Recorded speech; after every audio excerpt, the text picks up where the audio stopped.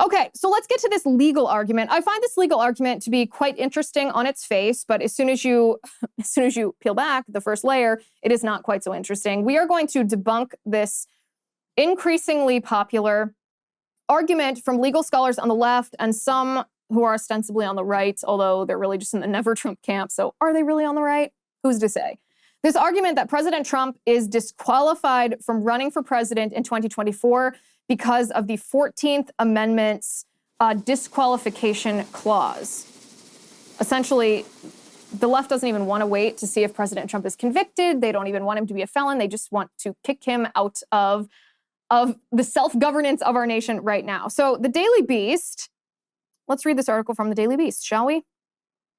The Daily Beast writes, the disqualification clause found in Section 3 of the 14th Amendment fits Donald J. Trump like a glove. Yes, this is going to be a biased article, but don't worry, we're going to be debunking it as we go. Or as political podcaster Allison Gill asked on the social media platform formerly known as Twitter, if Section 3 of the 14th Amendment wasn't designed for him, who was it designed for?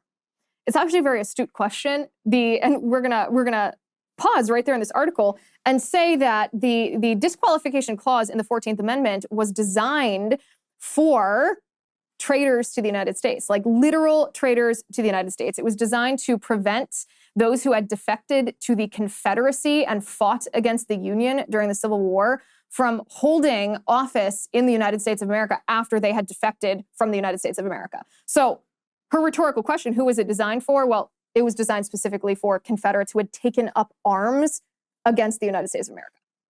So the Daily Beast, to their credit, says the historical answer to Gill's query is, of course, that it was designed for Confederates trying to get back into the federal government after losing the Civil War. And that very same historical context draws a direct analogy to Trump's efforts to get back into the presidency after losing the 2020 election. Here's what the disqualification clause says. Quote, no person shall be a senator or representative in Congress or elector of president and vice president or hold any office, civil or military, under the United States or under any state who, having previously taken an oath as a member of Congress or as an officer of the United States or as a member of any state legislature or as an executive or judicial officer of any state to support the Constitution of the United States, shall have engaged in insurrection or rebellion against the same, or given aid or comfort to the enemies thereof.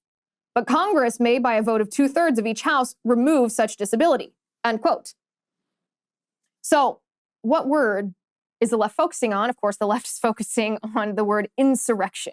Engaged in insurrection or rebellion. They're also focusing on the phrase, or given aid or comfort to those engaging in an insurrection or rebellion. It is on that and that alone that this legal argument, if you want to even elevate it to being described as a legal argument, is built. Now, the left, of course, believes that President Trump incited an insurrection. That's Special Counsel Jack Smith has indicted Trump, claiming that he fomented and organized January 6th, an effort to overturn the government of the United States.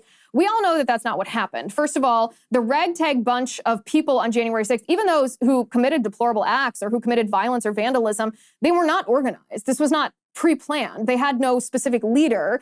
And even if they did, which they didn't, President Trump was not involved in any way. He specifically told people to be peaceful. Now, the left ignores all of that because it's inconvenient to their persecution of President Trump. But this is, of course, they're like, oh, an insurrection.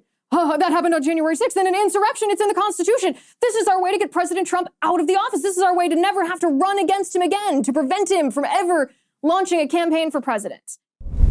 So the Daily Beast writes, the plain language of this, the disqualification clause, obviously encompasses Trump's actions to illegally overturn the results of the 2020 presidential election. It does no such thing. This is what they're writing. These actions include, but are not limited to, asking the Georgia Secretary of State to find additional votes for him, conspiring to put forth slates of unelected fake electors for the Electoral College, and his call for wild protests on January 6th that led to the attack on the Capitol.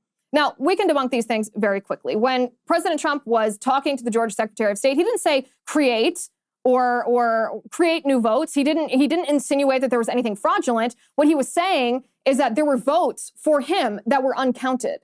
Finding valid votes that were uncounted is a totally different thing than asking someone to create a fraudulent vote. And everyone in their right mind which of course excludes the majority of the left, knows this. Then, of course, there is a valid constitutional remedy for electors in states that are contested. Now, you can quibble with how President Trump went about that, because as president, he's not in charge of that. States and state legislatures are in charge of that. But that's a valid legal remedy if an election is contested in a state. So also stupid. And the Daily Beast is saying that the word wild, President Trump using the word wild about the protests on January 6th, that makes him qualified to be disqualified under the disqualification clause of the 14th Amendment. It does no such thing. Remember the context of this. If we are interpreting the Constitution the way it ought to be interpreted, then we have to understand the context of the time, what the founding fathers meant, or whoever passed an amendment, what they meant at the time that it was passed. In this case, it wasn't the founding fathers. It was around the Civil War. And what were they doing? They were trying to prevent Confederate generals, for example, former, maybe not even generals, former congressmen or military officers in the United States Army, the United States Congress, from defecting to the Confederacy, taking up arms, engaging in war against the United States, and then trying to get back in the United States government after they lost the war. So their definition of insurrection and rebellion does not mean dissent. It doesn't mean a rowdy protest. It means waging an actual war against the United States government, trying to topple the United States government, trying to separate states from the United States. This is pretty obvious. This doesn't take rocket science. You don't have to be a constitutional scholar to know this. But these people hate Donald Trump with such fearsome loathing that this is what they are attacking. What's interesting is that this same argument was levied against Marjorie Taylor Greene ahead of her last re-election for Congress down in Georgia. Again, there were lawyers who filed a case against Marjorie Taylor Greene saying that she engaged in an insurrection and therefore she was disqualified from serving in Congress on the basis of the disqualification clause in the 14th Amendment. And that was thrown out. This is what The Hill writes about Marjorie Taylor Greene, this very same argument about Marjorie Taylor Greene. A federal appeals court on Thursday, what was the date of this? This was back in November of 2022. A federal appeals court on Thursday instructed a lower court to dismiss Congresswoman Marjorie Taylor Greene's lawsuit over a challenge to her candidacy based on the insurrection clause of the 14th Amendment, ruling that the dispute was no longer relevant. A group of voters in March challenged Greene's eligibility to run for office under the clause, claiming that the Congresswoman had engaged in insurrection in connection with the January 6, 2021 attack on the Capitol. Greene sued the Georgia Secretary of State, Brad Raffensperger, over the challenge and asked the court to block the state's consideration of it, arguing that the Georgia statute that allows for such challenges was unconstitutional.